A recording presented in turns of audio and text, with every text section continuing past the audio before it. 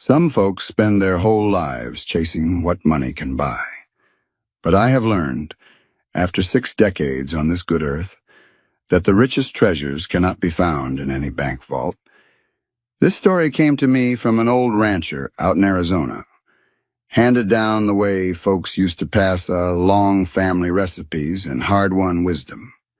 It is about a man who owned more land than he could ride across in a day, yet felt emptier than a dry well in August.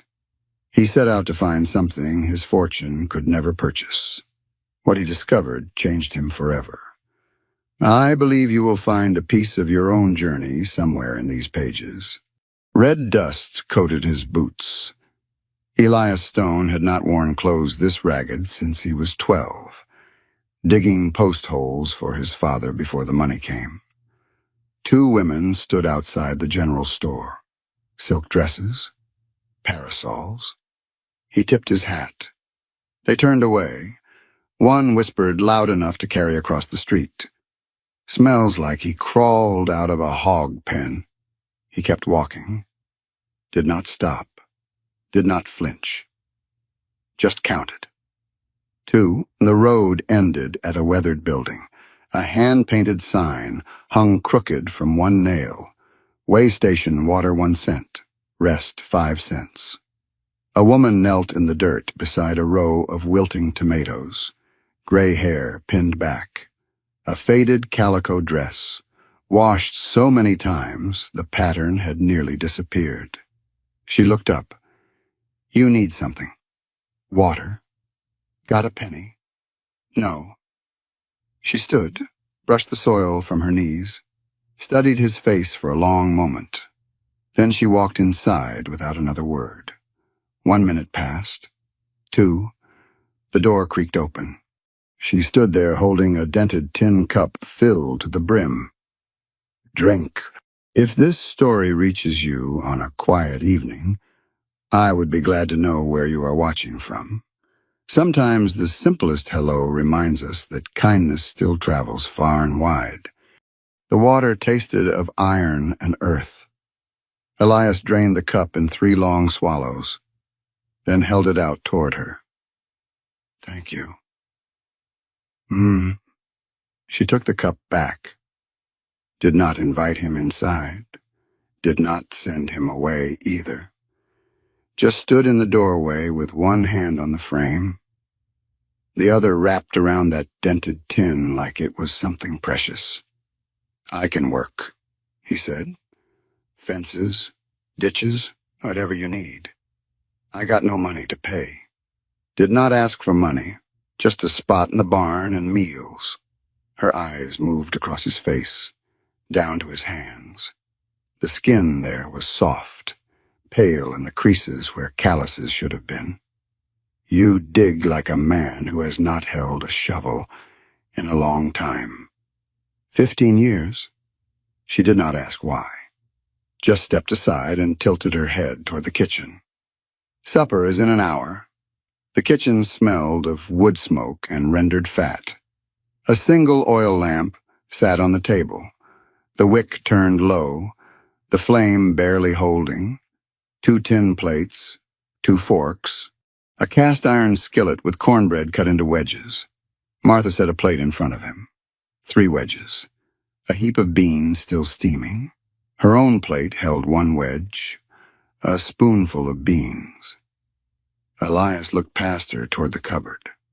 Through the gap in the warped door, he could see the shelves. A small sack of cornmeal, maybe a pound left, a jar of molasses crusted around the rim. Nothing else.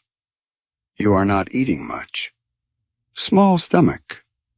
Small stomach or empty cupboard. Her fork stopped halfway to her mouth. She set it down, looked straight at him. "Eat your supper." He did. The cornbread had no butter, just a hint of salt and the faint sweetness of stone ground meal. The beans were thin, stretched with too much water. It was the best meal he had eaten in 3 weeks. Halfway through, he turned toward the window.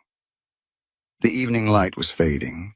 casting long shadows across the dirt yard outside. Behind him, a soft scrape, metal against metal. When he turned back, a fourth wedge of cornbread sat on his plate. Martha was staring at her own plate, chewing slowly. Her portion was now gone, had not looked it up. Elias picked up the cornbread, bit into it, said nothing, but something shifted inside his chest, a weight settling where it did not belong. Later, washing dishes in a basin of gray water, Martha spoke without turning around. The man who built this place is buried out back, under the cottonwood tree. Her hands went still in the water. You want to know who he was? The shovel blade struck hardpan. Elias lifted, threw the dirt aside, and drove the blade down again. His palms burned where blisters had formed overnight. Split open, and now wept clear fluid against the wooden handle. Morning sun pressed against his shoulders like a hot iron. Sweat soaked through the back of his shirt, the fabric sticking to skin that had not seen honest labor in 15 years. Every muscle in his lower back had tightened into a single knot of pain that shot down both legs each time he bent. He did not stop. 40 feet away, Martha moved between rows of wilting tomato plants. She carried a clay jug in one hand, pouring water at the base of each stalk. Careful, measured, never wasting a single drop. Every few minutes, her gaze drifted toward him. You dig like a man who has never held a shovel. Elias drove the blade into the ground and leaned on the handle. His breath came hard and ragged. Long time. How long? 15 years. She watched him for a moment. The jug hung at her side, water sloshing faintly inside. What did you do before to sign papers? Sat in offices. And now I dig. Ieta turned back to her tomatoes.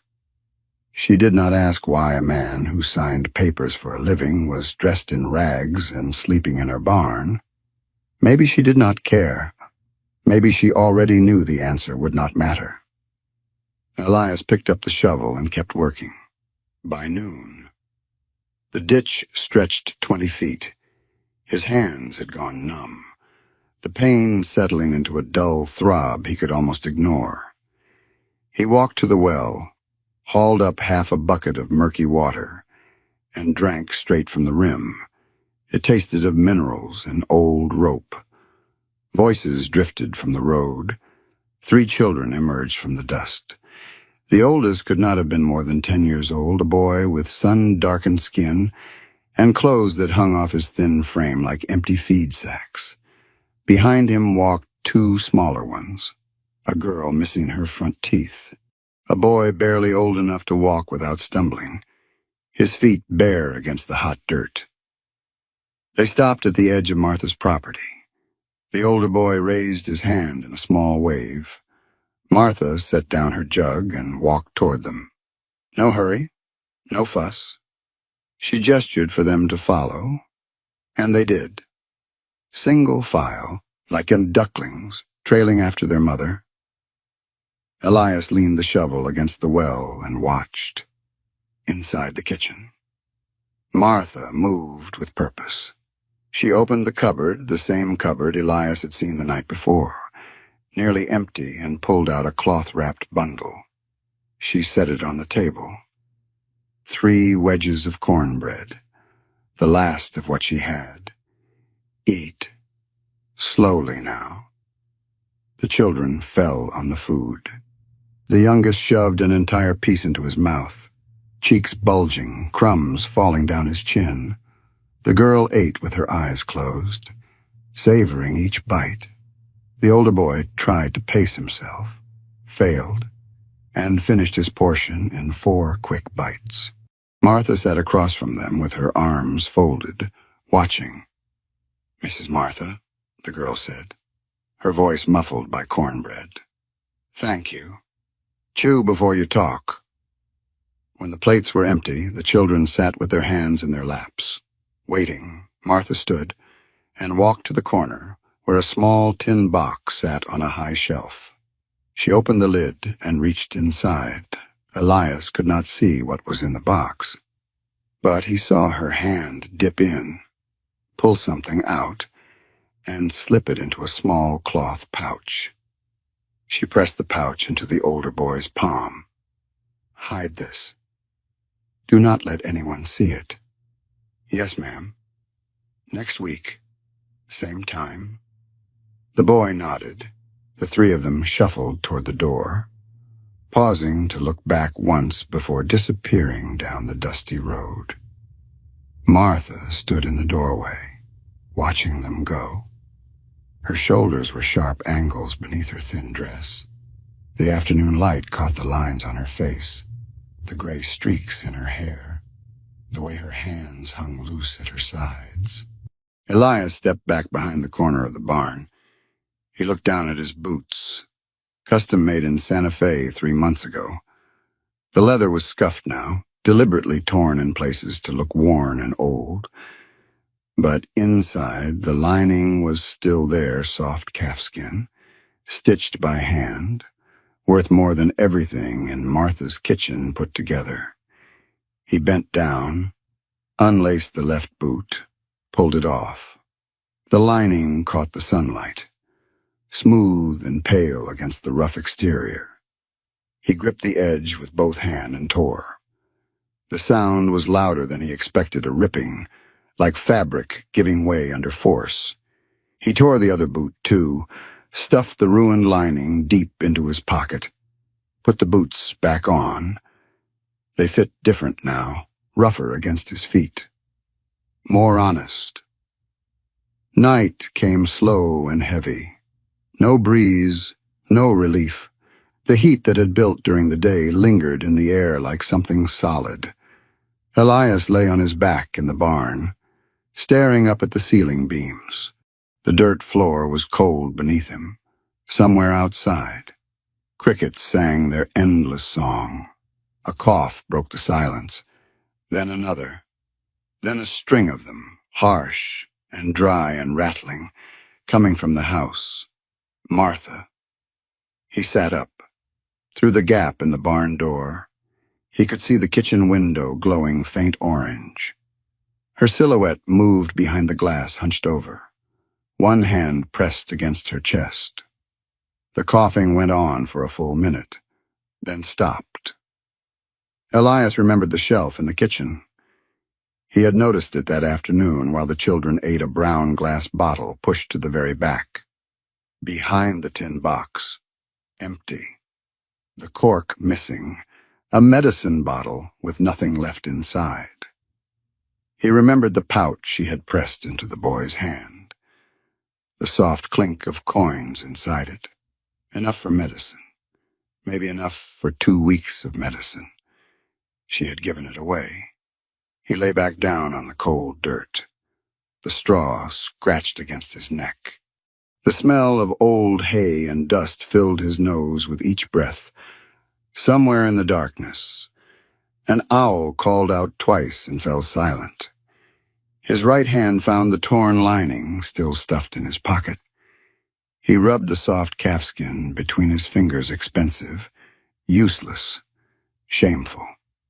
The coughing started again from the house, softer this time, muffled, like she was pressing a cloth against her mouth to keep quiet. Elias stared at the ceiling and did not close his eyes. A question circled through his mind, slow and heavy, refusing to let him rest. If she had nothing left to give, why did she keep giving it away? 3 weeks without rain. The rope burned against his palms as Elias hauled the bucket up from the well, hand over hand, the wooden pulley groaning with each pull. When the bucket cleared the stone rim, he looked inside, half full. The water was brown, thick with sediment that swirled like storm clouds trapped in miniature. Not enough. Martha stood beside him, arms crossed over her chest, staring down into the darkness of the well shaft. The morning light carved deep shadows beneath her eyes. She had not slept well. He had heard her coughing again last night. Muffled sounds coming through the thin walls of the house. I know. What do we do? Pray. Elias set the bucket on the stone rim. A drop of muddy water splashed onto the surface and disappeared almost instantly, swallowed by the heat. You believe in that? Martha turned her head and looked at him with those steady gray eyes that never seemed to blink when they should. You do not.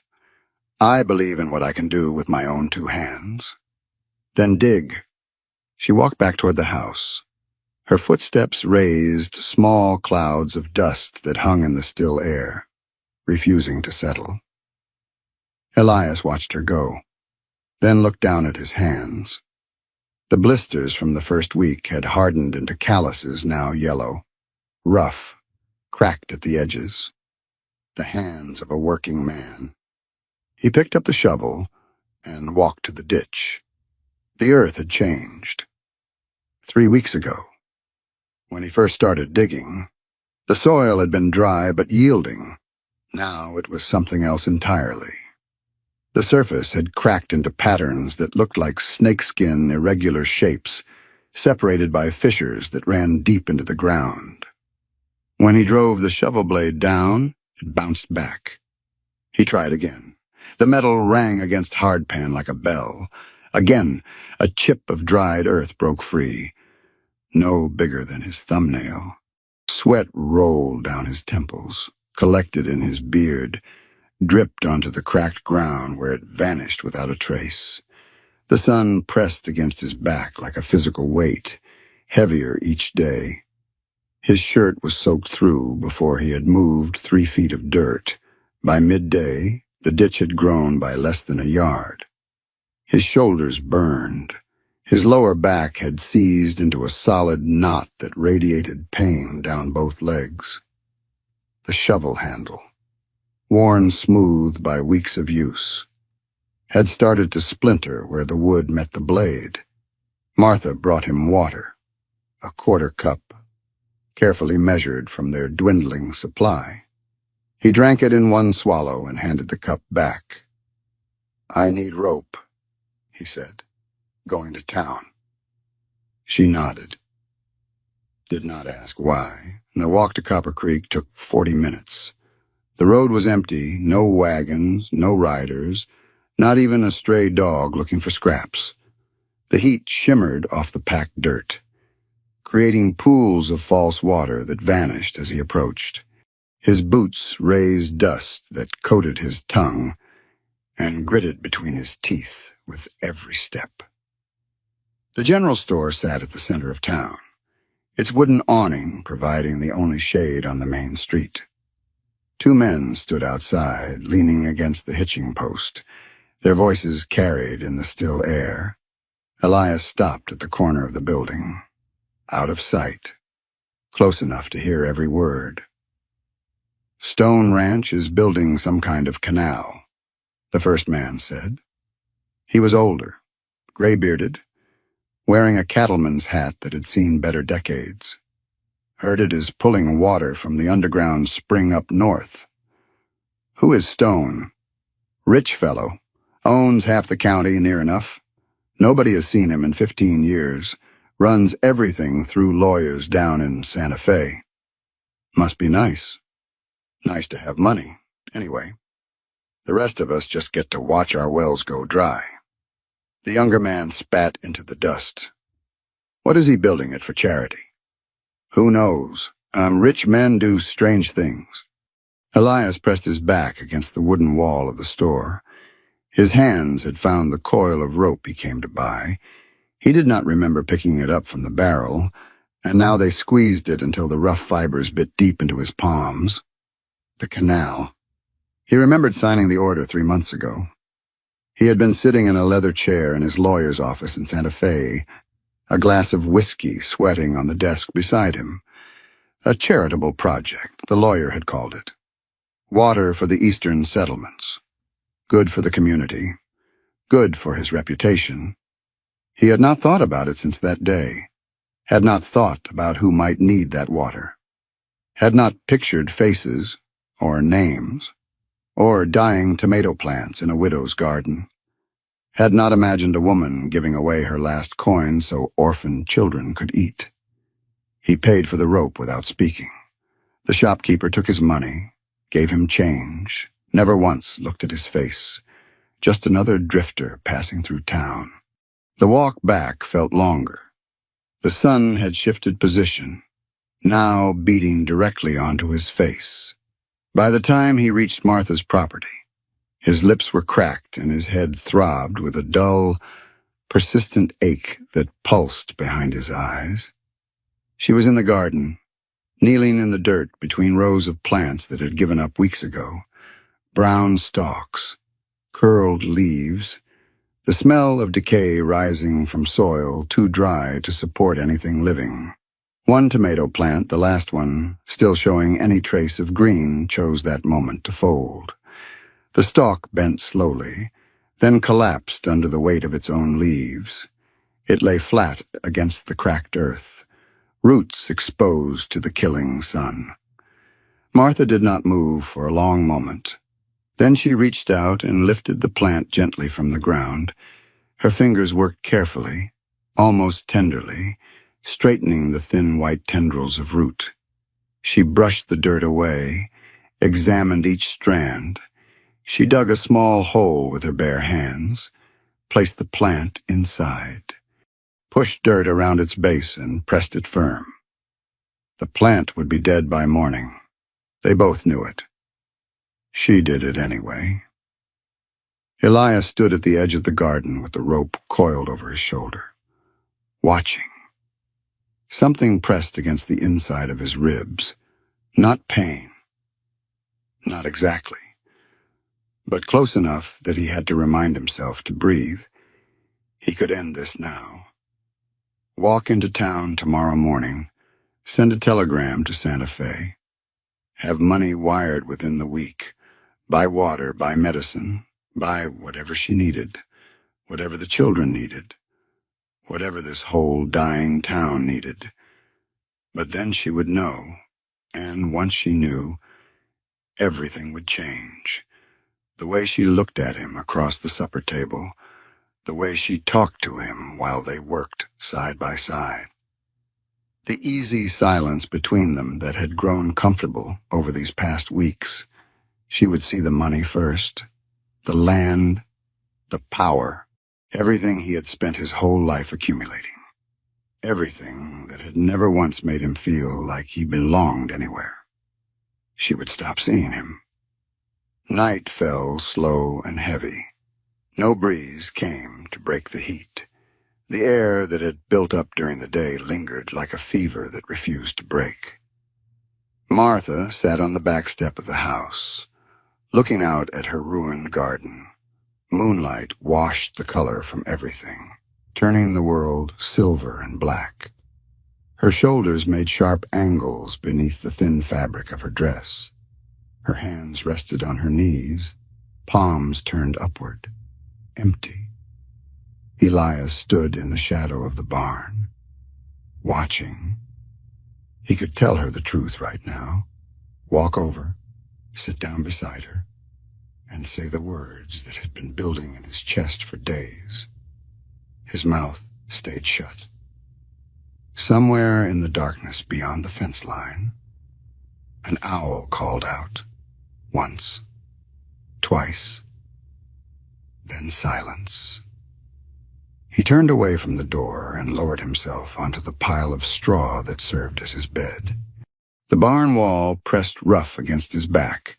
The smell of old hay and dried horse sweat filled his nose. In his pocket, his fingers found the key. Small, brass, warm from being pressed against his leg all day.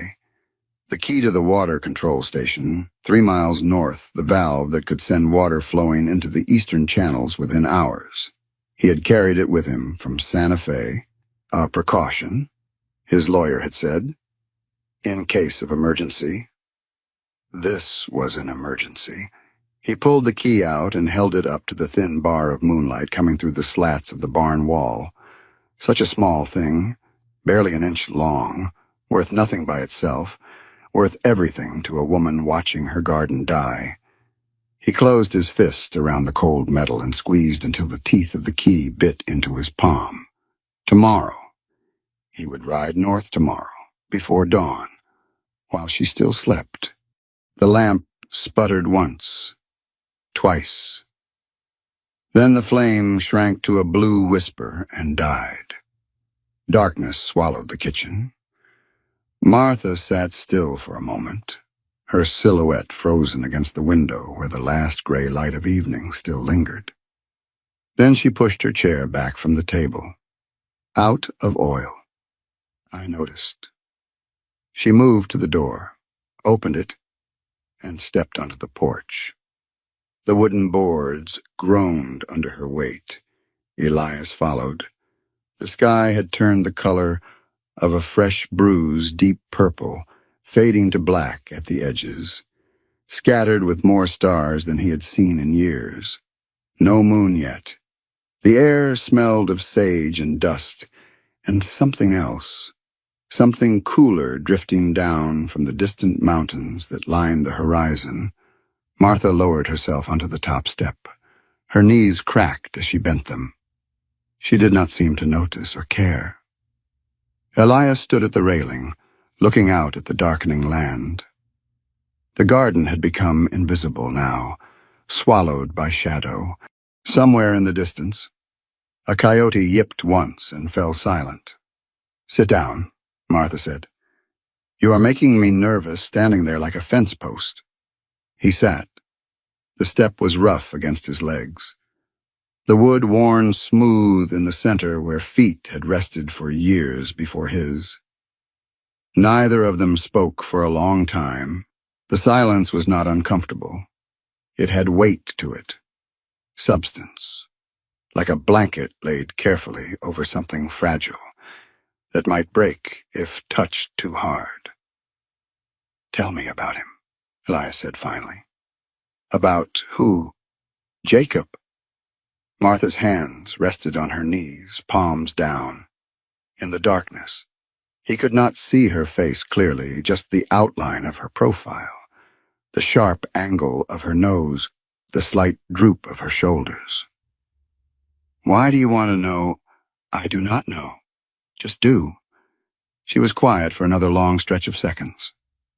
A breeze came up from somewhere, carrying the smell of dry grass and distant rain that would never arrive. It stirred the loose strands of gray hair around her face. "He was a fool," she said. "The best kind of fool that there is." She paused, drew a breath. "Once, about 10 years back, we had a horse. Only horse we owned. Good mare, strong, worth maybe $40 at market. Jacob traded her one morning for a wagon load of books. Books, books, poetry, mostly. Some history. A Bible with pictures he said reminded him of the one his grandmother had back in Virginia." She made a sound that might have been a laugh, dry and short. "I came home from town and found him sitting in the yard, surrounded by crates, grinning like a child on Christmas morning." "What did you do?" "I wanted to kill him. We walked 3 miles to town every week for a year after that. My feet still ache when the weather turns cold." She shook her head slowly. "But he read to me every night from those books, every single night until the day he died. Said knowledge was worth more than transportation." Elias did not respond.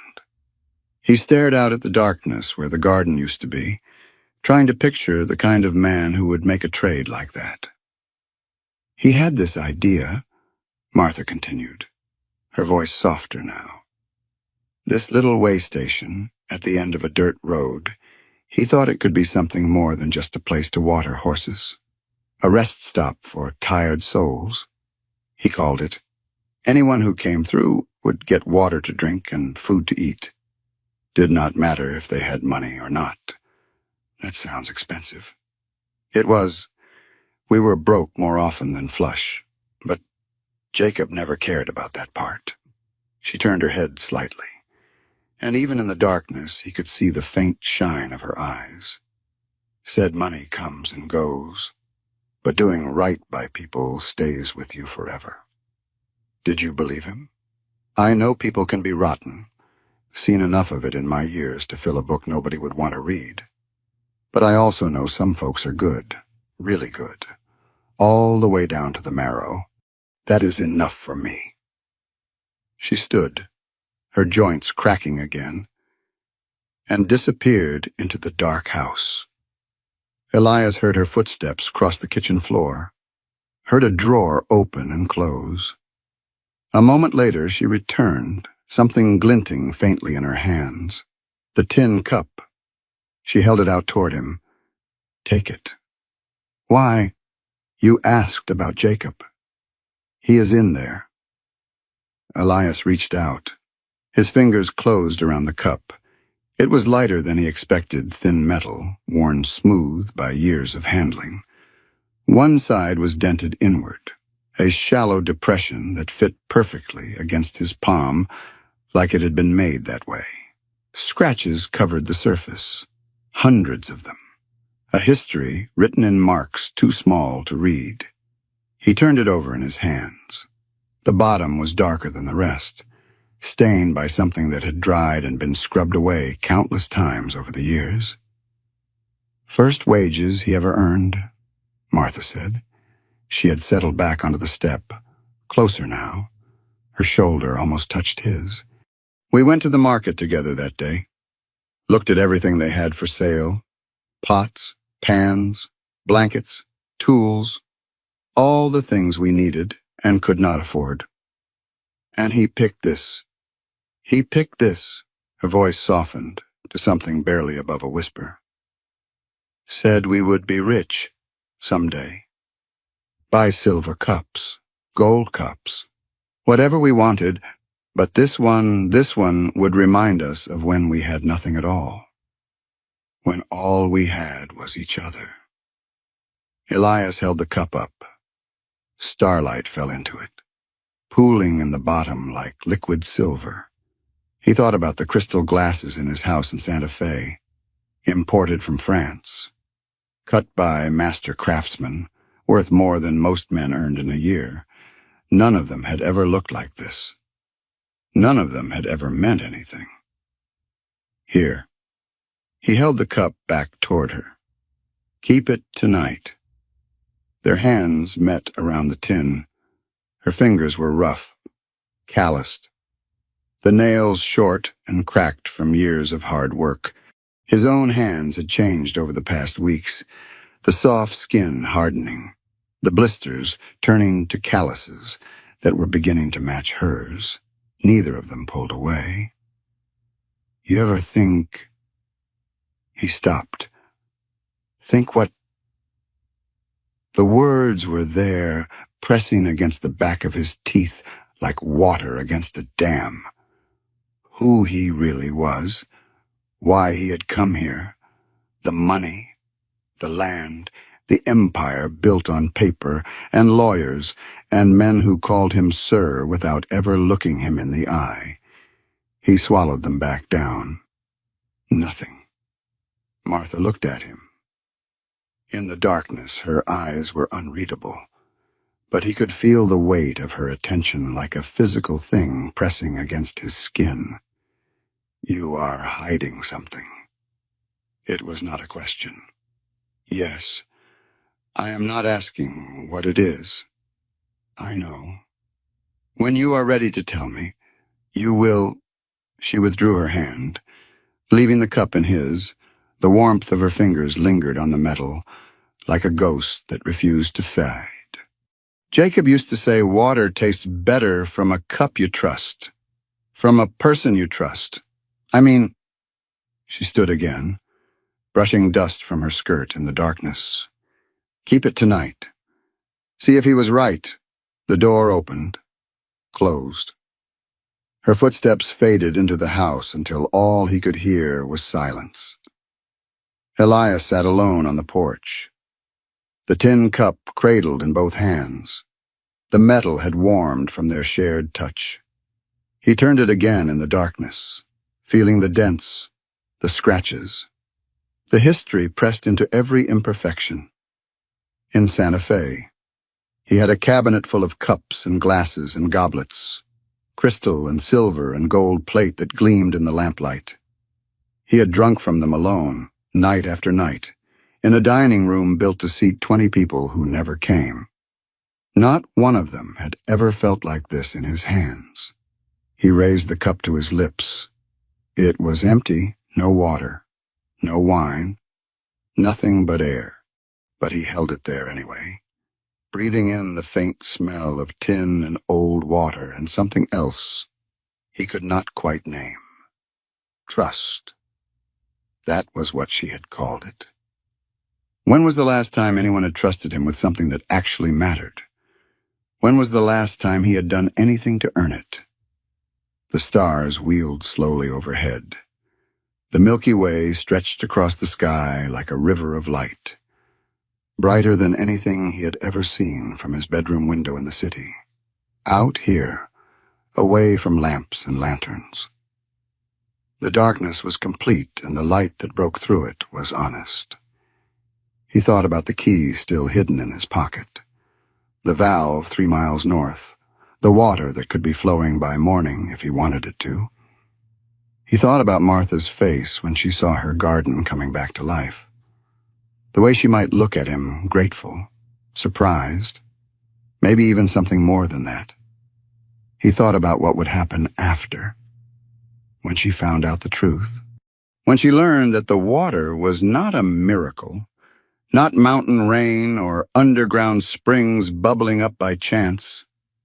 When she understood it had come from him, from his money, from the empire she did not even know existed.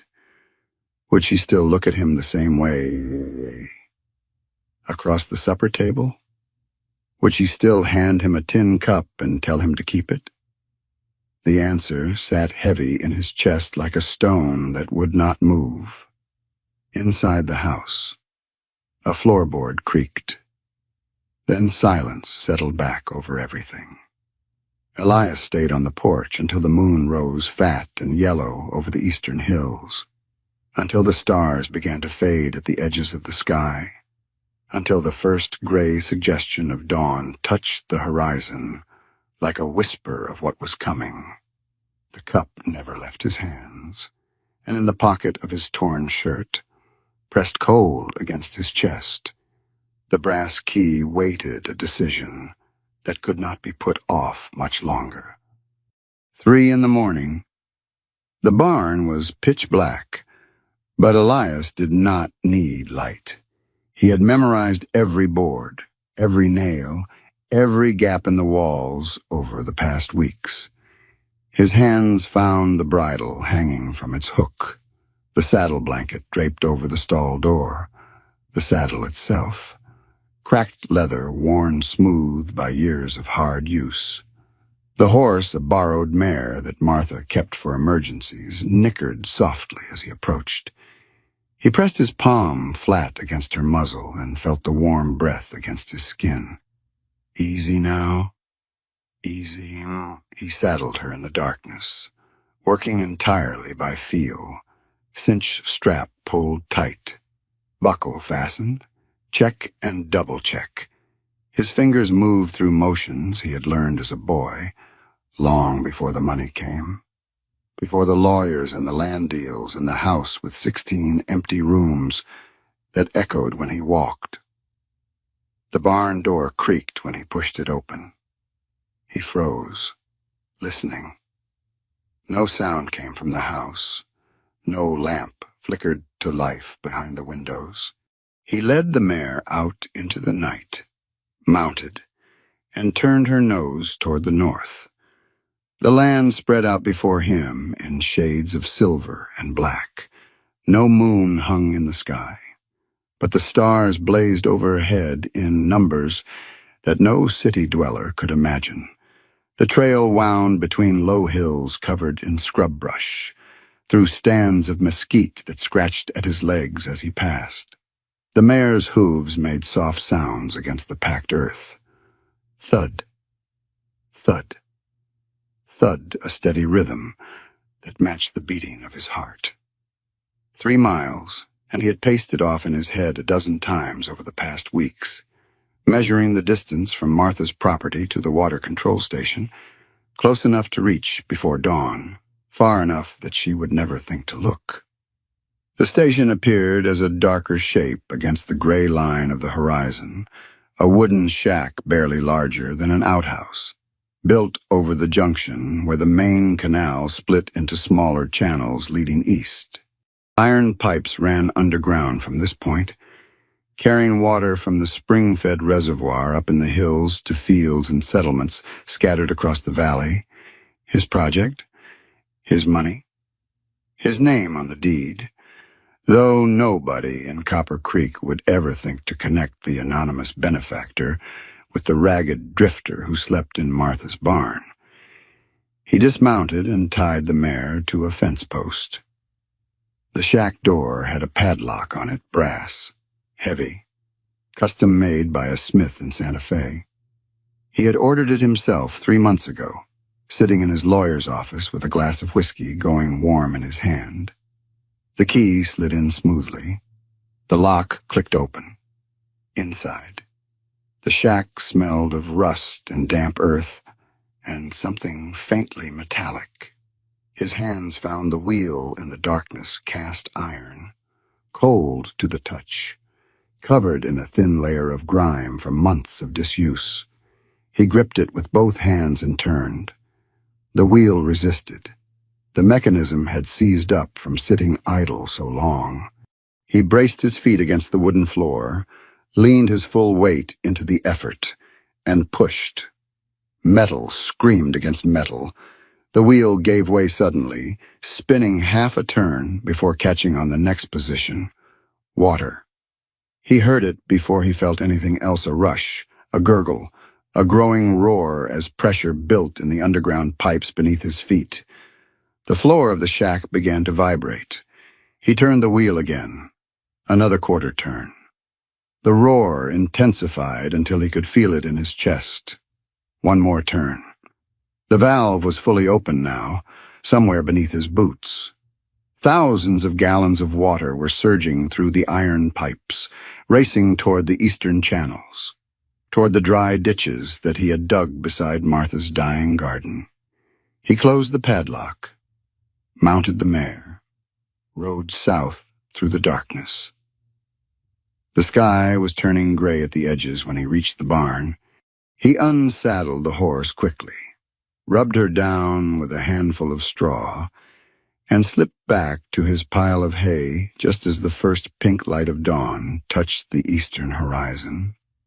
He closed his eyes and made himself breathe slow and steady, pretending to sleep. Martha's footsteps crossed the porch an hour later, the familiar creak of the door opening, the soft shuffle of her worn shoes against the hard-packed dirt of the yard. Then nothing. Silence. Elias opened one eye, just a crack, through the gap between the barn doors. He could see her standing at the edge of the garden. Her back was turned toward him, her shoulders rigid, her head tilted slightly to one side, listening. He heard it too now, a sound that had not existed yesterday, soft and continuous, almost musical in the morning stillness, the sound of water moving through earth. Martha walked forward, slowly at first, hesitant, as if she did not trust what her ears were telling her. Then faster, until she was nearly running.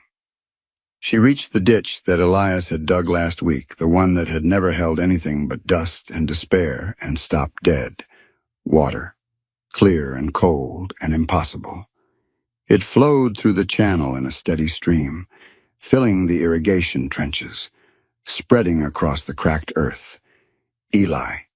He pushed himself up from the straw, brushed hay from his clothes, walked out of the barn, rubbing his eyes like a man just waking. What is it? Water. She pointed at the ditch, her hand shaking. Look at this. He looked. The stream caught the early morning light, glittering against the dark soil. Well, he said, keeping his voice flat and puzzled. That is something. Where did it come from? He shrugged, scratched at his beard, put on his best expression of confusion. Rain up in the mountains. Maybe underground spring that finally broke through? Who knows how these things work? Martha stared at him. Her eyes moved across his face slowly, searching for something. He kept his expression blank and waited. She turned back to the water, knelt down beside the ditch, the hem of her dress dragging through the fresh mud. Her hands dipped into the flow, cupped together, lifted. Water streamed between her fingers, catching the light like something precious. She brought her hands to her face, let the water run down her cheeks, her neck, soaking the worn collar of her dress. Her eyes closed. Elias stood at the corner of the barn and watched. His chest felt tight, like something was pressing hard against his ribs from the inside.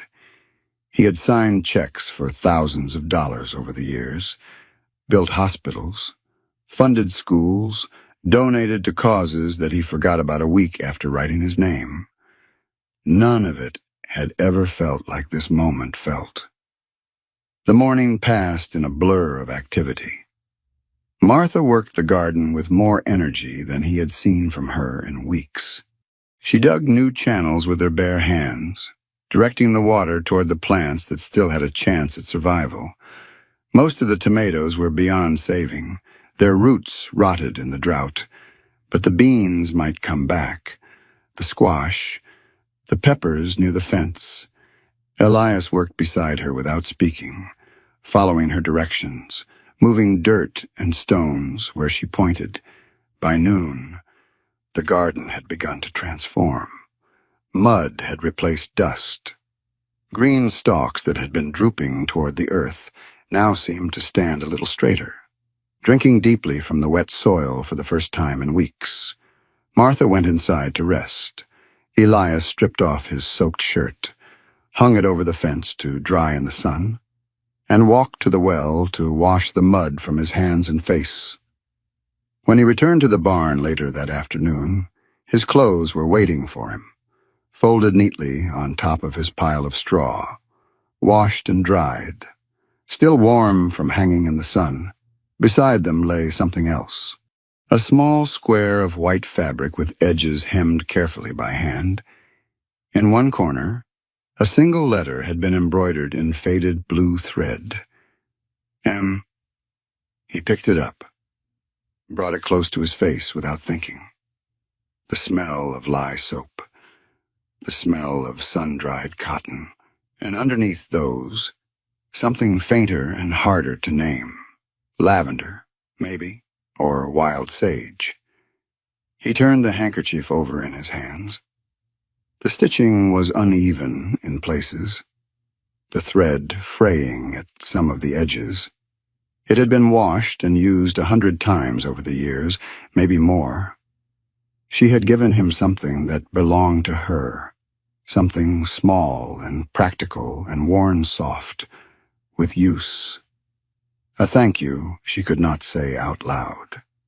He folded the handkerchief carefully and slipped it into his shirt pocket, close to his chest, outside. The sun was beginning its slow descent toward the western hills. The garden glistened with moisture, the air heavy with the smell of wet earth and growing things. Martha's silhouette moved behind the kitchen window, preparing supper. He figured, from whatever supplies still remained in those nearly empty cupboards. Elias lowered himself onto the edge of his straw pile and looked down at his boots. Red mud caked the soles. Red mud splashed up the sides and dried into a rusty crust that flaked when he moved. The soil around Martha's property was brown. Every ditch, every field, every inch of earth, for miles around, all of it, brown.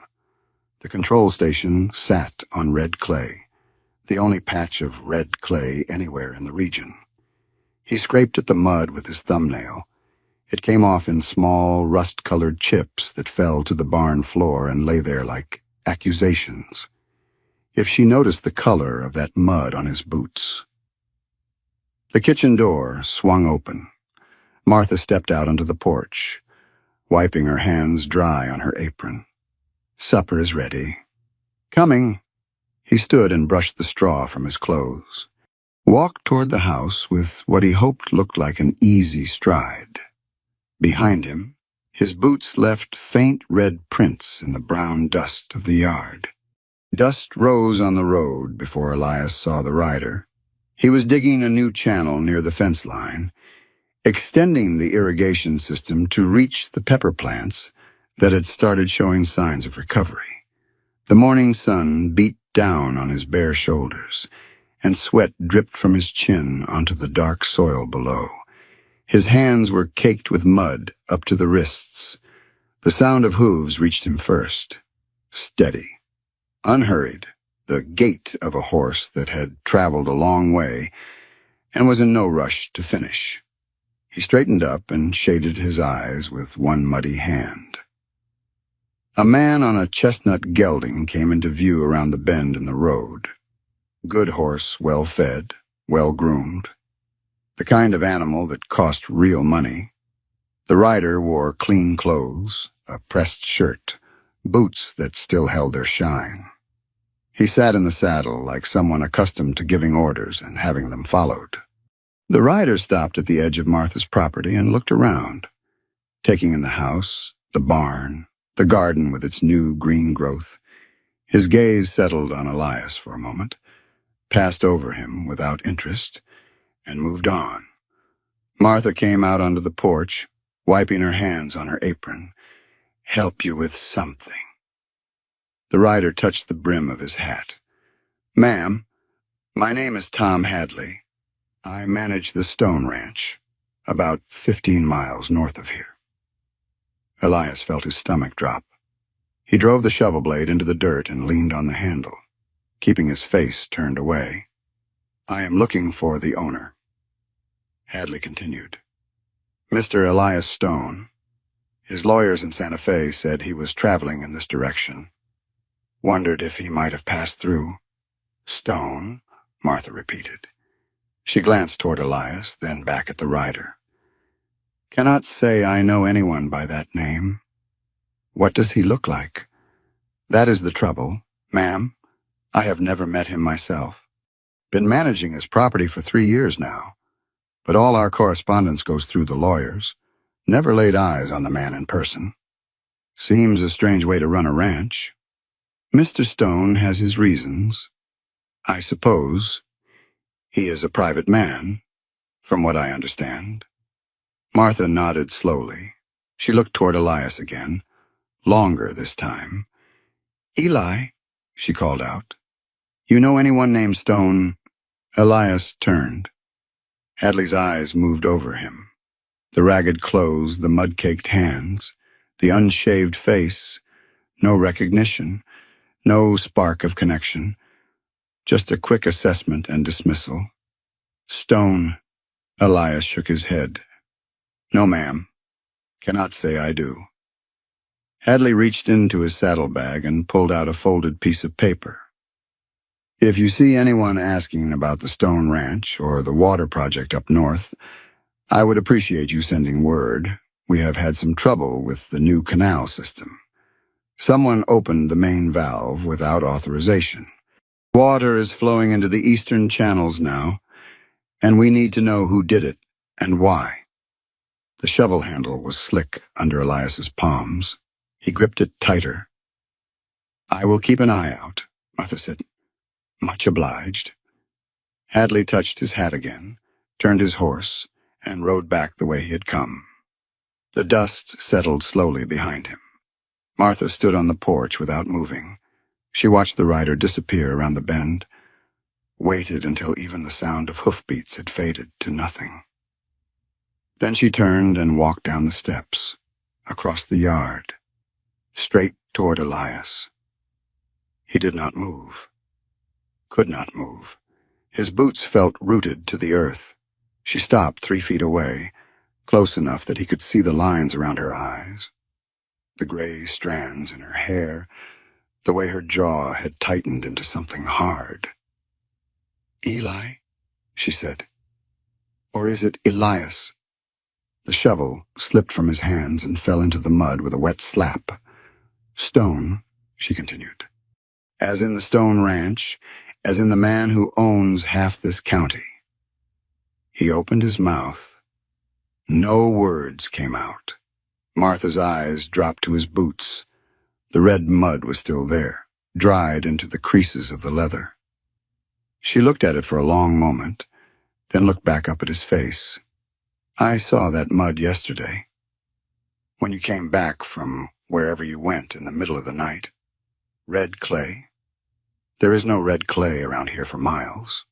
Her voice was flat, stripped of everything except the words themselves. "Except up north, near the water station."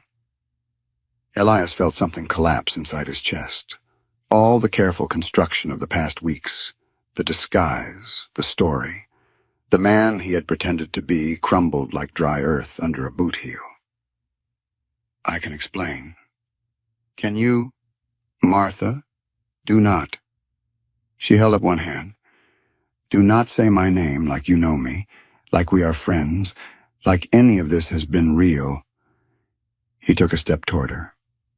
She took a step. "I was not lying about everything. Just the parts that matter." A gust of wind came through the yard, carrying dust and the smell of the irrigation water still running in the ditches. Martha's dress flapped against her legs.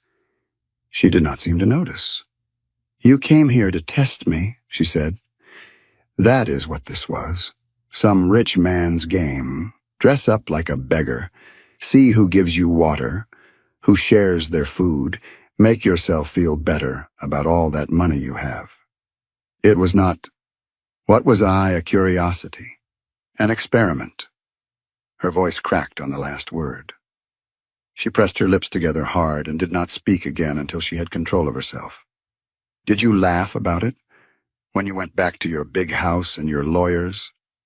Did you tell them about the foolish widow who gave her last cornbread to a man who could have bought her whole property with pocket change?" Elias felt the words hit him like physical blows. Each one landed somewhere in his gut and stayed there, heavy and sharp. "I never laughed. That is supposed to make it better." "No." He looked down at his hands. Mud was caked under his fingernails, ground into the creases of his palms. "Nothing makes it better." Martha turned away. She walked 3 steps toward the house, then stopped. Her shoulders were shaking. He could not tell if she was crying or just breathing hard, trying to hold herself together. "The water," she said without turning around. "The water that saved my garden. That was you." "Yes." "And the canal. The one they were talking about in town. The charity project." "Yes." "You could have just given me money. You could have ridden up like that man today, introduced yourself, offered to help. But you did not. You made me feed you, care for you, trust you." She turned back. Her eyes were dry, but something in them had changed. Something had closed off. "Why?" Elias tried to find the right words, and they scattered like startled birds every time he reached for them. "I wanted to know," he finally said. "If someone would care about me, not the money, not the land, just me. And now you know." "Yes." "Good." She walked toward the house. Her boots left prints in the mud beside his. "Now you can leave." She climbed the porch steps. The door opened, closed. The latch fell into place with a sound like a period at the end of a sentence. Elias stood alone in the yard. The sun beat down on his bare shoulders. The irrigation water gurgled in the ditches he had dug. Somewhere in the distance, a crow called out and received no answer. He looked down at his hands again, the hands that had signed documents worth millions, the hands that had dug ditches for a woman who gave away her last meal. They were shaking. He walked to the barn on legs that did not feel like his own, sat down on the pile of straw that had been his bed for weeks. The tin cup sat on the wooden crate beside him, where he had left it that morning. She had not asked for it back. He picked it up, turned it over in his trembling hands. The dents, the scratches, the history pressed into every imperfection. In his pocket, pressed against his thigh, he felt the small, hard shape of his mother's ring, copper, tarnished almost black with age. The only thing he owned that money had not bought. The lamp in the kitchen window went dark. Elias sat in the barn and watched the night come. He did not move, did not eat, did not sleep. The question that had brought him here, would anyone love him for himself, had been answered. But now a harder question had taken its place. Did he deserve to be loved at all? Morning light crept through the gaps in the barn walls. Elias had not slept. His eyes felt like someone had rubbed sand into them, and his mouth tasted of dust and regret. He sat up on the straw pile and looked around the barn. Everything was exactly as it had been the night before. The saddle on its hook, the bridle hanging from a nail, the tin cup on the wooden crate, catching a thin sliver of sunlight that made the dented metal glow. She had told him to leave. He stood up. His legs ached from sitting in one position for so many hours. His back had stiffened into a solid plank of pain that shot down both thighs when he straightened. Through the gap in the barn door, he could see the house. The kitchen window was dark. No smoke rose from the chimney, no movement behind the glass. He walked to the door and pushed it open. The morning air was cool against his face, carrying the smell of wet earth and growing things. The garden stretched out before him, the irrigation channels still running with clear water. The bean plants had begun to show real signs of recovery, now new leaves unfurling, the yellow fading to pale green. The squash vines were spreading across the dark soil, reaching toward the sun. His work, his water, his deception. Elias looked at the house again. The door remained closed. The windows stayed dark. He could saddle the mare and ride out right now, head back to Santa Fe, back to the lawyers and the ledgers and the empty rooms, resume the life he had left behind, pretend these past weeks had never happened. His feet did not move toward the barn. Instead, he walked to the spot where he had dropped the shovel yesterday. It still lay there in the mud, half buried by the dirt that had splashed up when it fell. He bent down, picked it up, and wiped the blade clean against his pant leg. The ditch along the eastern fence line was only half finished. He had been working on it when Tom Hadley rode up and shattered everything. He drove the blade into the earth and began to dig. The sun rose higher. Sweat soaked through his shirt and dripped from his chin onto the dark soil below. His shoulders burned. His hands, which had finally grown calluses thick enough to protect them, still ached with every stroke of the shovel. He did not stop. By midday, he had extended the ditch another 15 feet. The water from the main channel found its way into the new section, spreading out across the dry earth, turning dust into mud. He could almost see the pepper plants straightening up as the moisture reached their roots. The kitchen door opened, Elias drove the shovel into the ground and leaned on the handle, breathing hard. He did not turn around, did not look, just waited. Footsteps crossed the porch, came down the steps, moved across the yard toward him. They stopped 10 feet away. "I told you to leave." Martha's voice was flat, tired. The anger from yesterday had burned down to something else, not forgiveness, but not fury either. Something in between. "I know. Why are you still here?" Elias pulled the shovel from the ground, set it aside, turned to face her. She looked older this morning than she had the day before. The lines around her eyes had deepened. Her shoulders slumped forward like she was carrying something heavy that she could not put down. "I am still here because leaving would be easy, and staying is hard. Staying means facing what I did, looking you in the eye every day, knowing that I lied to you, that I used your kindness to make myself feel better about who I am." Martha's jaw tightened. "That is not an answer. It is the only one I have." She looked past him at the new section of ditch he had dug, the water running through it, the plants that were slowly coming back to life. "You could hire 100 men to do this work, 1,000. You could buy this whole valley and never lift a shovel again." "I know. Then why are you standing in my field covered in mud?" Elias looked down at his hands. They were caked with dirt, the fingernails black, the calluses cracked and raw in places. The hands of a working man, the hands of someone he had never been before these past weeks. "Because this is the only real thing I have ever done," he said. "Everything else, the money, the land, the power, other people did that for me. Lawyers, bankers, men who call me sir and do not mean it. But this," he held up his hands, "this I did myself. These ditches, this water reaching your garden, the meals we shared at your table, that was me, not my money. Me."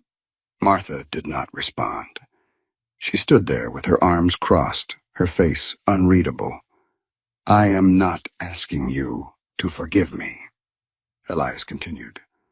"I am not asking for anything, but I am not leaving either. Not until you make me. Not until you look me in the eye and tell me that nothing I do will ever make up for the lie." The silence stretched between them. A crow called somewhere in the distance. The water gurgled in the ditches.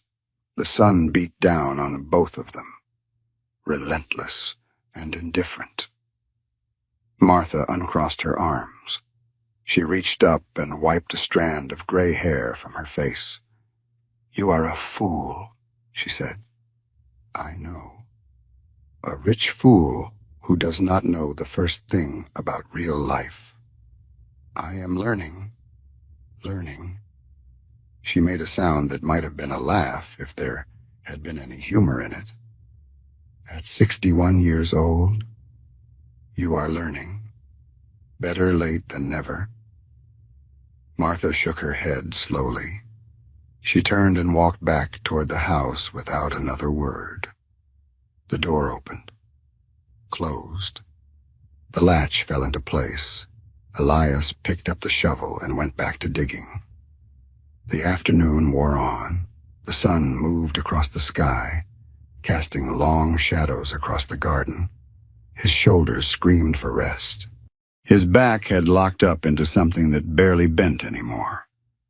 The blisters that had healed over the past week split open again, weeping clear fluid onto the wooden handle. He did not stop. By the time the sun touched the western hills, he had finished the ditch. Water flowed through the entire eastern section now, reaching every plant, every row, every corner of the garden that had been dying just weeks ago. He stood at the edge of his work and looked at what he had done. Mud covered him from boots to shoulders. His shirt was soaked through with sweat. His hands trembled with exhaustion. The kitchen door opened. Martha came down the steps, carrying something in her hands. She walked across the yard toward him, her footsteps slow and deliberate. She stopped 3 feet away. In her hands was the tin cup, Jacob's cup, filled with water. She held it out toward him. Elias looked at the cup, looked at her face. Her expression had not changed, still guarded, still wary, still holding something back. But she was here, standing in front of him, offering him water from the cup that meant more to her than anything else she owned. He reached out and took it. The metal was warm from her hands. The water inside caught the fading light and shimmered. He drank. It tasted of iron and earth and something else, something that might have been hope, if hope had a taste. When the cup was empty, he held it back toward her. She did not take it. "Keep it tonight," she said. The same words she had spoken that evening on the porch, a lifetime ago. See if Jacob was right. She turned and walked back to the house. The door closed behind her. Elias stood in the fading light, holding the cup in both hands. The metal had cooled now, but the warmth of her fingers still lingered on the surface. She had not forgiven him. He could see that in the set of her shoulders, the careful distance she kept, the words she had not spoken. But she had not sent him away either. The tin cup caught the last rays of the setting sun and glowed like something precious, like something earned. Tomorrow he would wake before dawn.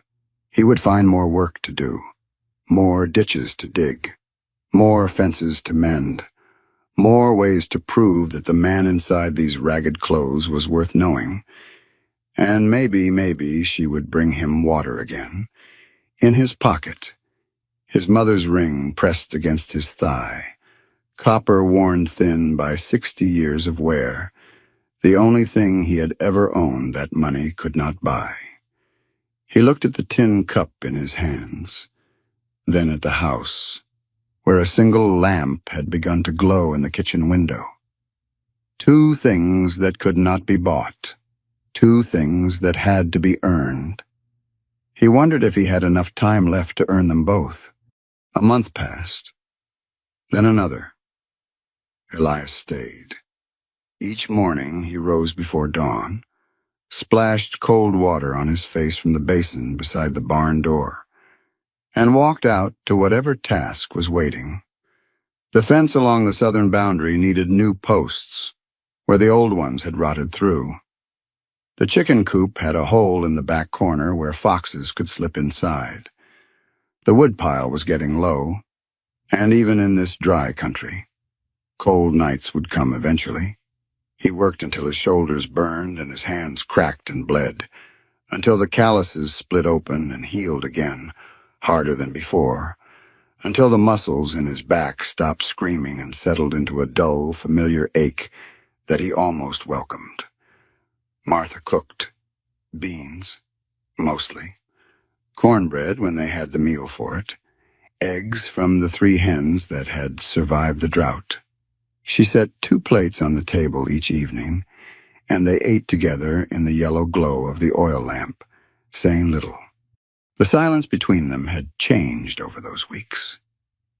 It was not the silence of strangers anymore, 2 people sharing space without sharing anything else. This was different, comfortable. The kind of quiet that came when words were no longer needed to fill the empty places. One evening, Martha set down her fork and looked at him across the table. "How long you planning to stay?" Elias chewed his last bite of cornbread, swallowed. "Until you tell me to leave." "I am not telling you to leave." "Then I am staying." She nodded once, picked up her fork, went back to eating. That was all. No grand declarations, no promises made or asked for, just two people agreeing to share the same patch of earth for a while longer. The next afternoon, Elias found her in the garden. The beans had come back strong over the past weeks, green vines climbing the wooden stakes, pods beginning to hang fat and heavy. The squash had spread across the dark soil, leaves broad and healthy in the afternoon sun. Even some of the tomato plants showed signs of new growth, their stalks straightening day by day. "Come with me," he said. Martha looked up. Dirt streaked her forehead where she had wiped the sweat away with the back of her hand. "Where?" "The hill, behind the house." She studied his face for a long moment. Then she stood, brushed off her hands on her apron, and followed. The path wound through scrub brush and loose rock, climbing gradually toward the low ridge that marked the back of her property. Elias had walked it a dozen times over the past weeks, always alone, always at sunset when the light turned the land to gold. He knew every stone, every twisted mesquite, every spot where the ground grew soft and treacherous. They reached the top as the sun touched the western mountains. The sky had turned the color of old copper orange, fading to pink at the edges. Pink fading to purple where it met the darkening east. Below them, Martha's land spread out like a patchwork quilt, the garden, green and alive, the ditches still running with water, the house with its sagging porch and weathered boards, the barn where he slept.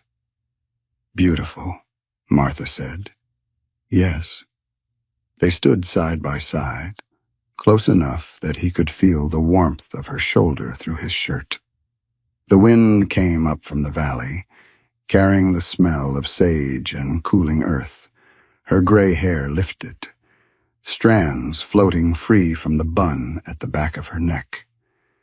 Elias reached into his pocket. His fingers found the tin cup. He had been carrying it for days, waiting for the right moment, not knowing when that moment would come until now. "You forgot to take this back." Martha looked at the cup in his hands. Her expression did not change. "I did not forget. I gave it to you. I cannot keep it." "Why not?" He turned the cup over slowly. The dents caught the dying light, casting small shadows across the worn metal surface. Then he tilted it so she could see inside. The ring sat at the bottom, copper, tarnished almost black with age. A simple band no wider than a piece of straw, worn thin on one side from 60 years of constant wear. Martha's breath caught. He heard it, a small sound, barely audible over the wind. "It was my mother's," he said. "My father gave it to her the day they married. He was a farmhand back then, could not afford gold, could not afford silver. This was all he had to give." He held the cup out toward her. The ring shifted inside, sliding to one side. "She wore it until the day she died. Told me once it was the most beautiful ring she had ever seen. Not because of what it was made of, because of what it meant." Martha's eyes moved from the ring to his face, back to the ring again. "What are you doing?" "I am not asking you with money. I do not have anything to offer you that way. Nothing that matters. Anyway, just this, the only thing I own that cannot be bought." The wind gusted across the ridge. A strand of Martha's hair blew across her face. She did not brush it away. "You know how old I am?" "No." 57. "I am 61. You know I am sick. I know. I might not have long. A year, maybe less. None of us know how long we have." She made a sound, not quite a laugh, not quite something else. Her hand reached out and touched the edge of the cup, traced the dented rim with one finger that trembled slightly. Jacob used to say when two people drink from the same cup, they share water, and water is life. She took the cup from his hands, lifted the ring out, held it up to the fading light, turning it between her fingers. Then she slipped it onto her finger. It fit like it had been made for her hand alone. Wait here. She walked back down the path, her steps quick despite the uneven ground. Elias watched her go, his hands empty now, hanging loose at his sides. She returned carrying a clay jug. Water sloshed inside as she climbed the last few feet to the top of the ridge. Without a word, she poured water into the tin cup, lifted it to her lips, drank, then she held it out toward him. He took the cup. The metal was cool against his palm, still damp from her mouth. He raised it, tasted the water clear and cold, faintly metallic from the tin. He drank until the cup was empty. Martha took it back, held it against her chest with both hands. That is done, then. That is done. Neither of them moved. The sun slipped behind the mountains, and the sky deepened to purple, then to black. Stars emerged one by one, scattered across the darkness like salt spilled across a dark table. Below them, the garden waited in the gathering dusk. The house waited. The life they would build together, however long it lasted, waited. Elias reached out. His hand found hers in the darkness. Her fingers were rough, calloused, strong from years of hard work. They curled around his and held tight. Two people on a hill, two hands clasped together, a tin cup between them, empty now but holding everything that mattered. He thought about the house in Santa Fe, the crystal glasses that had never been used, the rooms full of furniture nobody ever sat in, the money that could buy anything in the world except this moment, this woman, this feeling of finally belonging somewhere. He let it go, all of it, watched it drift away like smoke rising from a dying fire. What remained was simple. A garden that needed tending, a well that needed watching, a porch where they would sit in the evenings, watching the stars come out, a bed of straw that would become a bed of quilts. A life measured not in dollars, but in days shared. Meals cooked together, work done side by side. It was not much by the standards he had lived by for so long. It was everything by the standards that actually mattered. Martha's hand tightened around his. We should go in. Getting cold. In a minute. They stood a while longer, watching the darkness settle over the land like a blanket being pulled up over a sleeping child. The wind died down to nothing. The stars blazed overhead, brighter than any city sky could ever hold. Somewhere in the distance a coyote called out, and another answered from across the valley. Then, together, they walked back down the hill toward the lights of home. The tin cup caught the starlight as they went, glinting once, twice, before disappearing into the pocket of Martha's dress, a small thing, dented and worn, and worth nothing to anyone who did not know its story, worth everything to the two people who did. There is a certain quietness that settles after a story like this one. Not the silence of emptiness, but the kind that comes when something tender has been held up to the light and then set gently back down. Many of us have stood where Elias stood, carrying wealth that bought nothing we truly needed, wearing masks that hid the loneliness underneath. Some of us have been Martha, giving from cupboards that were already bare, loving without expecting anything in return. Perhaps you have known what it means to be seen for who you really are, not for what you own or what you can provide. These feelings do not need to be sorted or explained. They are allowed to simply rest, like water finding its level in an old tin cup. Some things in life remain unfinished, and that is not a failure. It is just the way of living and loving and growing older in a world that does not always make sense. The story has ended. But whatever it stirred in you belongs to you now. Thank you for staying until the last word. It has been a gift to share this quiet evening with you.